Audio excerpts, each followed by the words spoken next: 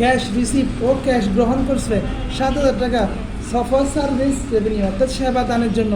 তাহলে ও ক্যাশ যখন পাইছে ওর কাছে ক্যাশ বেড়ে যাচ্ছে, ক্যাশ হবে ডেবিট। আর সেবা দিয়ে যেটা সেবা আয় না, আয় হলে ক্রেডিট, তাহলে সার্ভিস রেভিনিউ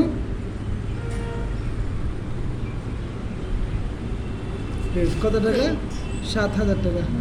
7,000 টাকা। তাহলে এখানে লিখব টু রেকর্ড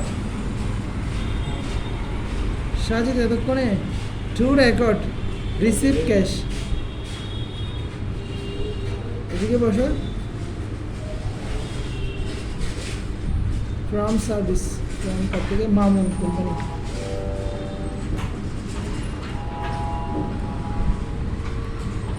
তারপর আছে 30 তারিখ পেড সেক্রেটারি রিসিপশন টাকা 6,000 স্যালারি অন জুন। ওই যে একজন সেক্রেটারি নিয়োগ দিছিল 6,000 টাকার নোয়েন্টি, বলছিলাম যে সে 6,000 টাকাটা মাসের শেষে পরিশোধ করতেছে। এইটাতে আর্থিক লেনদেন হয়েছে, এখন তোকে টাকা দিয়ে দিছে, ঠিক আছে, এটা আর্থিক লেনদেন হচ্ছে না। এখন সেক্রেটারি যে ওর কাছে টাকা পায়, সেই টাকাটা এখন ওর জন্য দায় না, তখন আবার এটা খরচ না, বেতন দিয়ে দিচ্ছে, বেতন এটা খরচ না, তাহলে খরচ বাড়তি হলে বা খরচ বৃদ্ধি হলে ডেবিট, খরচ বৃদ্ধি হলে কি ডেবিট। আর হচ্ছে ক্যাশ টাকা চলে যাচ্ছে, তাই জন্য ক্যাশ ক্রেডিট, তাহলে স্যালারি এক্সপেন্স ডেবিট।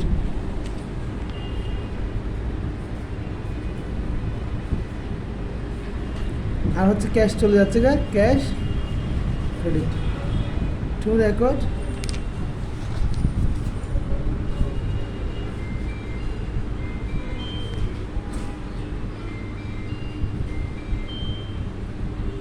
কত টাকা? 6,000 টাকা।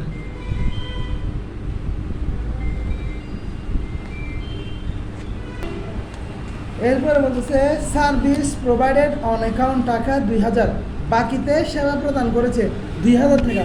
এখন বাকিতে যখন সেবা প্রদান করেছে, ও যাকে সেবা দিছে তার থেকেও টাকা পাবে না, ভালো করে বুঝো। সার্ভিস প্রোভাইডেড সেবা দিয়েছে অন অ্যাকাউন্ট বাকিতে টাকা 2,000, 2,000 টাকার সেবা বাকিতে দিয়েছে। এখন যাকে বাকিতে দিয়েছে তার কাছেও টাকা পাবে না। এবার টাকা পাইলে অ্যাকাউন্ট রিসিভেবল হচ্ছে ডেবিট, টাকা পাইলে কি হবে? Account receivable debit.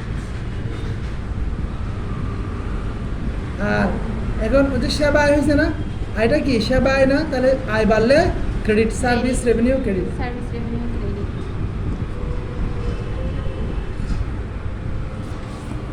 কত টাকা? 2,000 টাকা।